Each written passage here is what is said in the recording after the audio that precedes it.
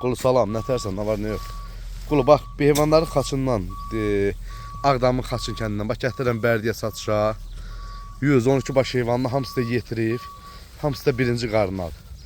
Yəni qulum, bunu kim almaq istəsə, belə yetiyelin şişəklərdir, hamısı birinciyədir. Kimlər almaq istəsə, yəni zəng eləsin, qiymət da razılaşıb verərəm inşallah. Hamısı da birinci balıyar, birinci. Birinci qanat toğludur. Yəni sən deyirdin belə heyvan olsa, sort heyvan olsa paylaşıb satarım. İnşallah. Yəni heyvan çöl heyvanıdır, sırf hamısı da yeti. Qızıl yelindir bax belə. Kim almaq istəsə zəng eləsin, gəlsin, buyursun, alsın. Aprel ayında 22'sidir. Sana haber qaytar, aprelin 22'sidir, bax belə. Maşallah, maşallah, hamısı bozdur. Boz qomram.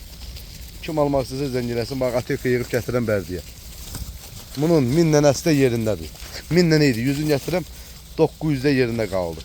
Yəni kim almaq istəsə, qul orada da yazarsan, 900 dənəsi də yerindədir yəni. Hamısı birinci balyadır. Bax belə ağac atma, yəni içinə girilməyib.